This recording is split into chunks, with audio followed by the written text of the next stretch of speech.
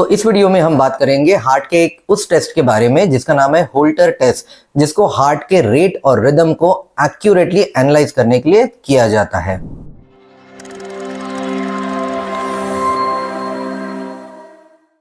तो Holter test या Holter monitor basically heart के ईसीजी रिकॉर्डिंग ही है। जैसे ईसीजी किया जाता है वैसे इसमें भी ईसीजी ही किया जाता है, लेकिन इसमें फर्क इतना होता है कि इसमें ईसीजी एक्सटेंडेड पीरियड के लिए किया जाता है, यानी कि बहुत ही लंबे ड्यूरेशन के लिए किया जाता है। जैसे कि 24 आवर्स, 48 आवर्स, 72 आवर्स, 7 दिन, 14 दिन, ऐसे लंबे समय तक लगातार नॉन स्टॉप इस टेस्ट में ईसीजी को किया जाता है। तो इस तरह के एक्सटेंडेड ईसीजी को ही हम होल्टर कहते हैं। तो अब हम जानेंगे कि होल्टर क्यों किया जाता है। तो इसको करने का सबसे पहला और सबसे कॉमन कारण है पैल्पिटेशन, यानी कि अगर किसी को पैल्पिटेशन या सीने में तेज धड़कन महसूस होने की शिकायत हो, खासकर अगर उसे ऐसी धड़कन उस समय महसूस हो रही है जब वो किसी तरह की कोई फिजिकल एक्टिविटी नहीं कर रहा है या बहुत ही लाइट फिजिकल एक्टिविटी कर रहा है और सडनली उसको सीने में धक धक धक धक धक धक ऐसा महसूस होने लग जाए, तो क्या ये हार्ट के रिदम के प्रॉब्लम की वजह से है, ये देखने के लिए हम होल्टर करते हैं। दूसरा, कभी कभी किसी को स्किप्ड बीट या मिस्ड बीट फील होती है, मानो जैसे दिल धड़कते हुए सडनली उनकी एक बीट मिस हो गई है, हार्ट बीट मिस हो गई है, ऐसा उन्हें फील होता है। इसको एनालाइज करने के लिए होल्टर किया जाता है।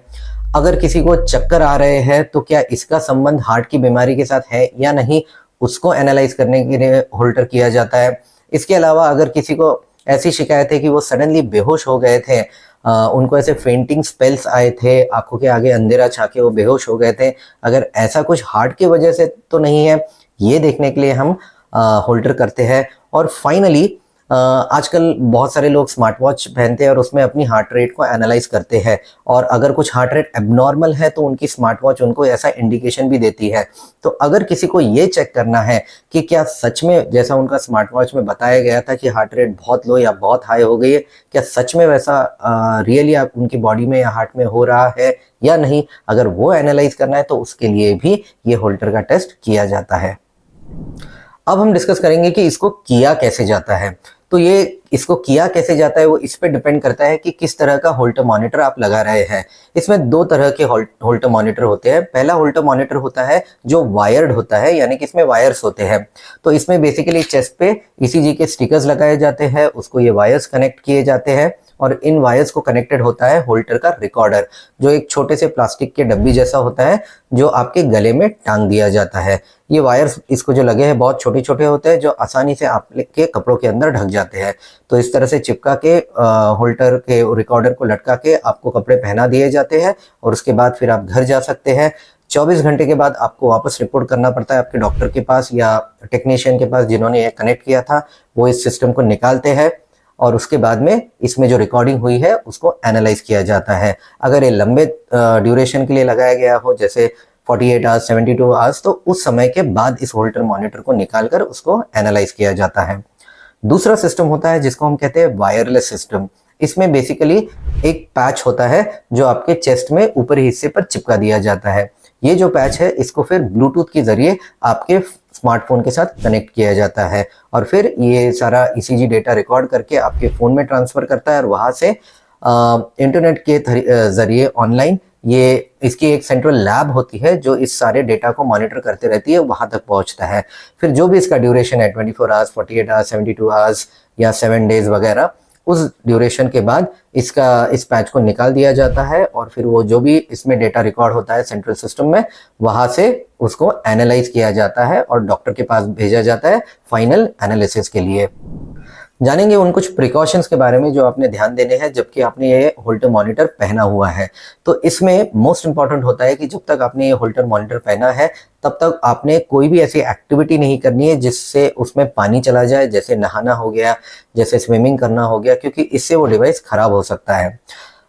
ये वायर्ड मॉनिटर में ज़्यादा इंपॉर्टेंट है। जो पैच मॉनिटर होते हैं बहुत बार वो वाटर प्रूफ होते हैं, यानी कि उसमें थोड़ा पानी जाए तो भी कोई मेजर प्रॉब्लम नहीं है, लेकिन उसमें भी प्रेफरेबली हम गर्म पानी जाना हमने रोकना चाहिए। तो ये एक प्रिकॉशन हो गया। इसके अलावा आपके जो भी रूटीन एक्टिविटी है वो सारी की सारी आप कंटिन्यू कर सकते हैं, उसमें कोई प्रॉब्लम नहीं है। रादर ये एडवाइस किया जाता है कि जब तक ये होल्टर मॉनिटर लगा है आपकी रूटीन एक्टिविटीज़ में कोई भी आप फेरबदल मत करिए, क्योंकि हम यही जानना चाहते हैं कि आपकी रूटीन एक्टिविटी के दौरान आपकी हार्ट की ओवरऑल एक्टिविटी कैसे चलती है। तो ये एक इम्पॉर्टेंट प्रिकॉशन है होल्टर पहनने के दौरान। अब जानेंगे कि ये जो मॉनिटर में जो रिकॉर्ड होता है ईसीजी, इसमें बेसिकली डॉक्टर क्या देखते हैं। तो इसमें बेसिकली दो बातों को देखा जाता है, हार्ट के रेट के बारे में और रिदम के बारे में। रेट यानी कि हार्ट की स्पीड कितनी है धड़कने की, यानी लो यानी मिनिमम कितना स्पीड स्लो हो जाती है हार्ट की, और मैक्सिमम यानी कितना हाई स्पीड जाती है हार्ट की। तो इस वेरिएशन को देखा जाता है। दूसरा होता है रिदम, यानी कि हार्ट की ये जो बीटिंग है क्या ये रेगुलर है, इरेगुलर है, बीच बीच में क्या ये इरेगुलर हो रही है। इन सब चीज़ों को हार्ट का जो रिदम है धड़कने का उसको भी मॉनिटर किया जाता है। बहुत सारे हार्ट के रिदम से जो रिलेटेड डिसीजेस हैं जिसमें हार्ट की स्पीड सडनली बहुत ज़्यादा बढ़ जाती है या बहुत ज़्यादा स्लो हो जाती है, ये चीज़ें इंटरमिटेंटली होती है उन बीमारियों में, यानी कि बीच बीच में होती है, कंटिन्यूअसली हाई या लो स्पीड नहीं रहती है। होल्टर मॉनिटर इस तरह के बीच बीच में इंटरमिटेंटली होने वाले एबनॉर्मल रिदम को पकड़ने का काम करता है। तो इन्हीं चीज़ों को होल्टर के कंप्लीट रिकॉर्डिंग में ढूंढा जाता है और एनालाइज किया जाता है। और फाइनली हम जानेंगे इसकी सेफ्टी के बारे में। तो होल्टर मॉनिटर बहुत ही ज़्यादा सेफ टेस्ट है, इसके कोई साइड इफेक्ट नहीं है, बिल्कुल बेझिझक आप इसको लगवा सकते हैं अगर डॉक्टर ने आपको एडवाइस किया है तो।